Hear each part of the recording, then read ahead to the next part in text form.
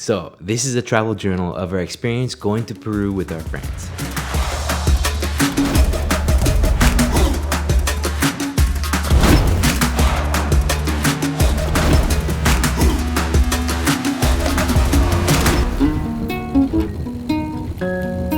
A while ago, our friends called us up and said, hey, you guys want to go with us? We're going to be going to Peru for Thanksgiving. It was November and the weather was nice, so we jumped on a plane from Puerto Rico and we flew to Florida and then straight to Peru. That night, we were tired and we went straight to our place. I remember looking out the window, looking at the city lights and the people walking down below us, and I just remember the feeling of the air, the environment that was all around us. The weather was so cool. It was about 65 degrees or so. La Clima in Lima is beautiful. It's a subtropical desert. It gets nice temperate weather all year round. The next day, we went around and we explored Lima. We cruised around with a taxi driver and we paid him to take us around for the day. I think there's a little bit of misunderstanding because I think we overpaid a lot of money. But we went to go see some pretty cool places like Miraflores along the coast, and some really cool like book festival that was going on downtown. It was a lot of fun. After that, we went over to Callao. We went to a place, and that's where we were gonna meet our friends that night. So they ended up coming in super late. I was down on the street waving, looking for them to come, and finally they showed up. I was half asleep, exhausted. We went into the house, we all chilled, and I just passed out. The very next morning, we all woke up and we were pretty hungry, so we checked out of our place and we started walking around the streets of Callao. We didn't know which way to go, so we just were cruising around and we saw lots of dogs wearing clothes. They were super nice, friendly, and they were very, very approachable. We finally got to this place and we had some of the best ceviche I've ever had. Ceviche is a delicious local cuisine. It's famous from Peru.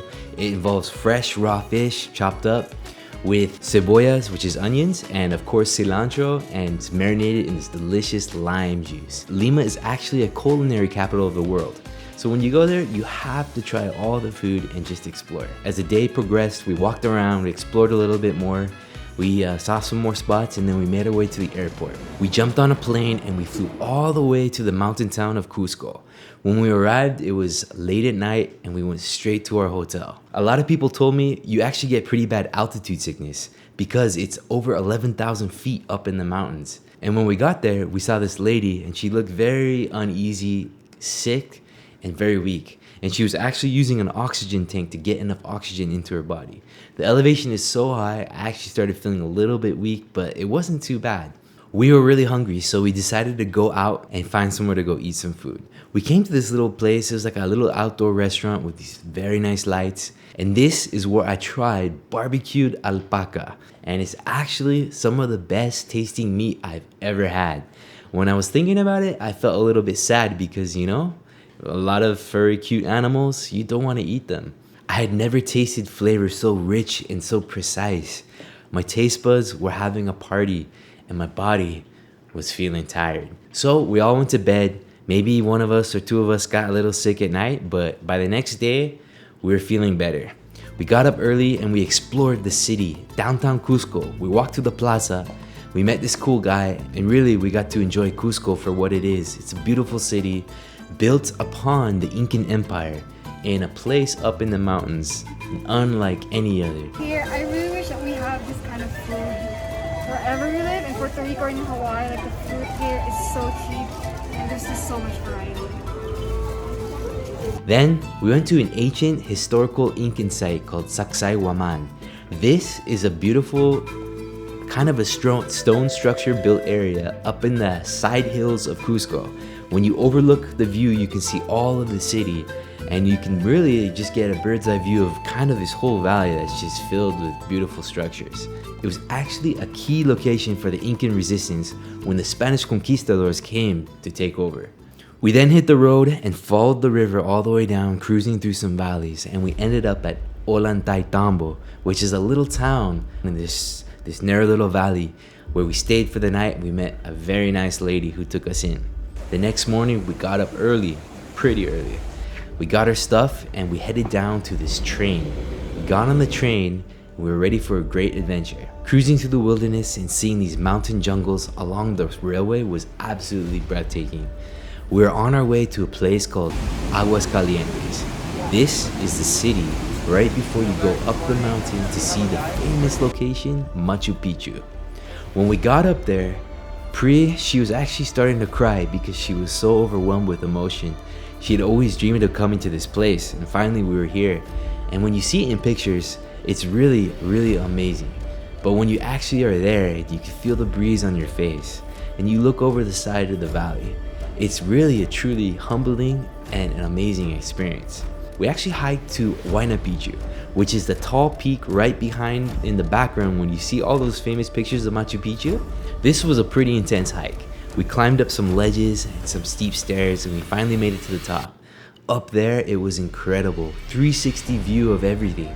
We sat on some rocks and we really enjoyed just looking out over the horizon, seeing what we could see and just taking it all in. We were actually in Peru.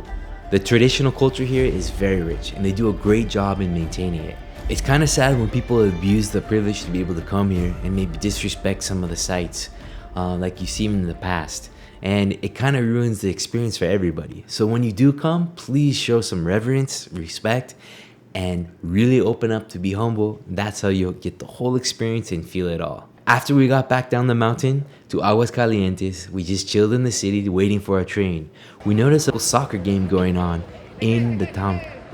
It looked like a lot of fun. We wanted to join in, but we had to get going. We stayed the night one more time in Ollantaytambo. The next morning, we got up and we went to explore some of the ruins in the area. It was actually pretty cool because here we were all by ourselves and we could take our time and we can explore and just see what it was and learn what we could. We also got to explore some of the handcrafted local shops that were there in the valley. Talk to some of the people and see what they were selling.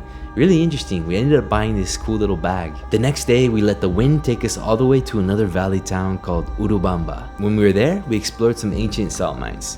These have been in use for over 500 years. And there's natural saltwater springs that come out from the ground in the mountain, and they create these pools where they can harvest the salt, use it for different purposes. After that, we went to explore the city and look for some grub. This was actually a pretty cool, fun little city. It wasn't so touristy like some other places we've seen, and it was a lot more laid back. Finally, we made our way back down the mountain and back to Lima, where we rented a car and we cruised all the way down south down the coast.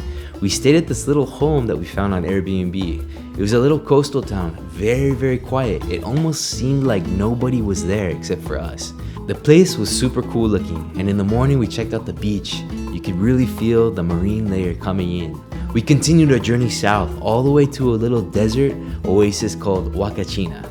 This place is pretty cool looking. It almost looks like it's straight out of a movie. When we got there, we talked to some guys and we arranged a dune buggy ride over the sand dunes to go explore. It's a little bit hotter than we expected. We all jumped in the cart and this was insane. We were all screaming our lungs off. We were going really, really fast. And finally we got to this lookout and we looked over and we decided this is the spot. We grabbed some boards and some courage and we decided to make the best of the afternoon. We sandboarded down these dunes and it was so much fun. It's a little bit more slippery and it's a little different than what you'd expect coming from a skateboard or a surfboard. But the sand was hot and the sun was high.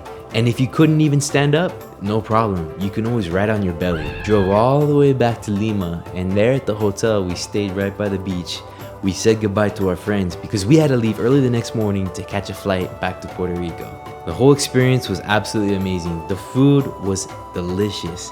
The people were more than nice, and the places and the scenery were incredible. Activities, I still feel like we barely scratched the surface of what you can do in Peru and the places you can actually visit. There is so much this country has to offer and we can't wait to go back. We were just so grateful for even the few days that we had to just experience some of the places that we got to go. If you have any cool tips or tricks or some really interesting experience visiting any of these places, please share them below. We'd love to know more and I'm sure everybody else would love to learn as well.